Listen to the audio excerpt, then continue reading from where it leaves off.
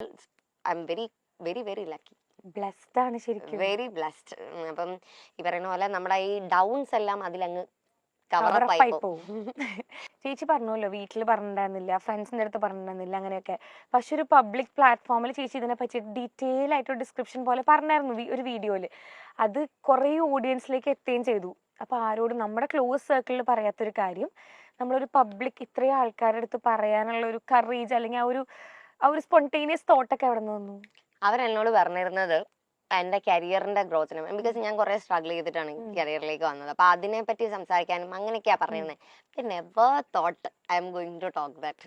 ഞാൻ കേറുന്നതിന് ജസ്റ്റ് മുമ്പ് പറഞ്ഞത് ചേഞ്ചിങ് ദ ടോപ്പിക്, ബിക്കോസ് അതുവരെ ഞാൻ എവിടെയും സംസാരിച്ചിട്ടില്ല. പക്ഷെ ആ പോയിന്റിൽ നമുക്കൊരു ഗട്ട് ഫീലിംഗ് ഉണ്ടാവില്ലേ, ഐ ഷുഡ് ടോക്ക് ദിസ്. അല്ലാതെ ഈ പറഞ്ഞ എല്ലാ ഇന്റർവ്യൂവിലും പറയുന്നത് പോലെ ഞാൻ അത്ര സ്ട്രഗിൾ ചെയ്തു, ഇത്ര ഓഡീഷന് പോയി, ഇതെനിക്ക് പറയാൻ അവിടെ താല്പര്യമില്ലായിരുന്നു. കാരണം ഞാൻ ജോഷ് ടോക്ക് കാണുന്ന ഒരാളാണ്, പലരുടെയും ലൈഫ് ഒബ്സർവ് ചെയ്യുന്ന ഒരാളാണ്. അപ്പോ അത് വെച്ചിട്ട് എനിക്ക് ഒരു താല്പര്യം ഉണ്ടായിരുന്നില്ല.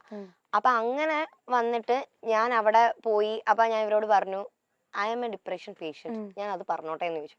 ദേവല ഓക്കെ പറഞ്ഞോളൂ, അവർക്ക് ഒന്നുമില്ലല്ലോ, അവർക്ക് വ്യൂസ് തന്നെ. പക്ഷെ ഈ പറഞ്ഞ പോലെ നമുക്ക് ഇത്ര ആൾക്കാരെ കാണാൻ പറ്റില്ല അവിടെ. നമ്മളിങ്ങനെ നടുക്കാ നിൽക്കാം, ഫുള്ള് ലൈറ്റാ, നമ്മളുടെ മുമ്പിൽ ഇരുട്ടേ ഉള്ളൂ. അപ്പൊ നമുക്ക് സംസാരിക്കാം.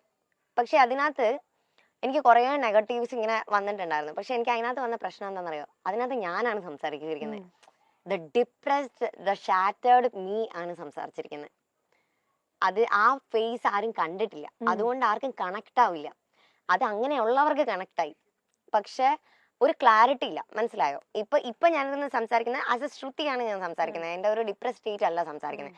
അപ്പൊ എനിക്ക് നിനക്ക് പറഞ്ഞ് മനസ്സിലാക്കേണ്ടത് പോലെ എനിക്ക് പറയാനറിയാം. അന്ന് അങ്ങനെയല്ല. അന്ന് ഞാൻ അപ്പോ നിൽക്കുന്ന ആ ഒരു സ്റ്റേജോ ആ ഒരു ഇമോഷനോ ഞാൻ കൺവേ ചെയ്തു എന്നുള്ളതേ ഉള്ളൂ. അതില് ഒരു സെന്റൻസ് പോലും കംപ്ലീറ്റ് അല്ല. ഞാൻ അതിരുന്ന് കാണുമ്പം എനിക്കത് മനസ്സിലാവും, കാരണം ഞാൻ ആ സമയത്ത് പൊളിഞ്ഞിരിക്കുകയാണ് മൊത്തത്തിൽ.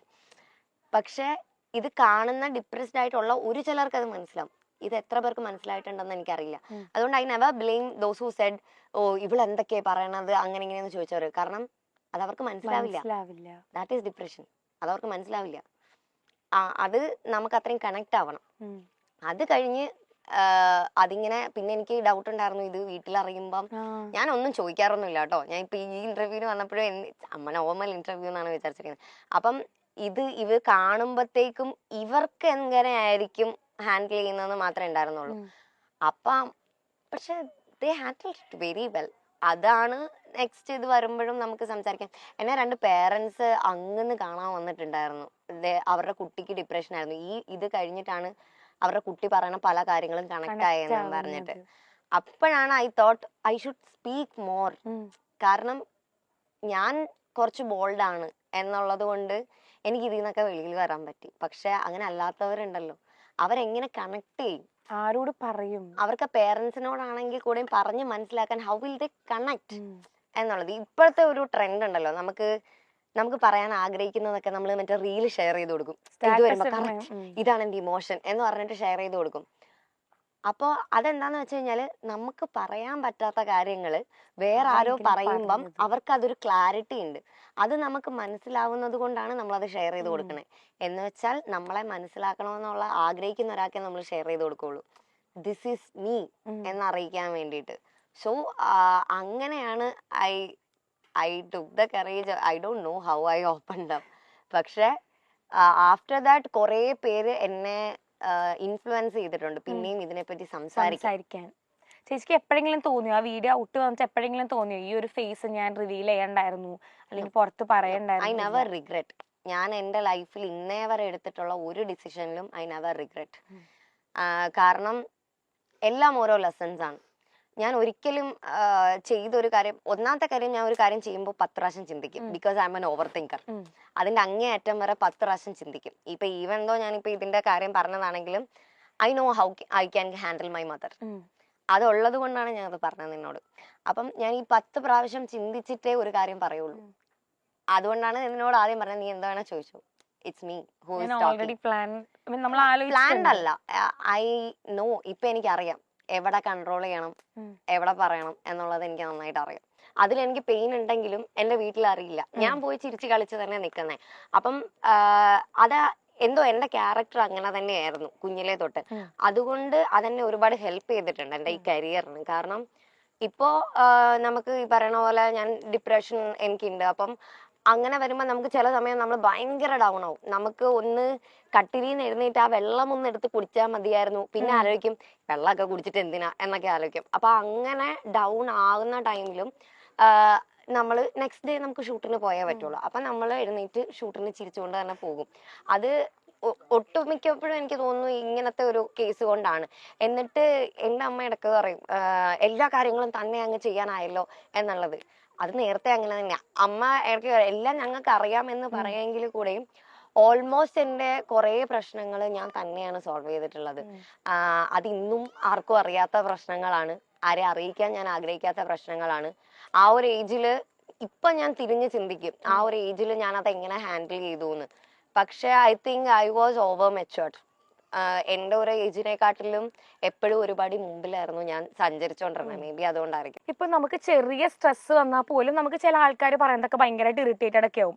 അപ്പൊ ഈ സെറ്റിലൊക്കെ പോകുമ്പോ ചേച്ചി പറഞ്ഞല്ലോ ഈ ഡിപ്രഷൻ ഒരു ഫേസ് ഉണ്ടായിരുന്നു എന്ന്.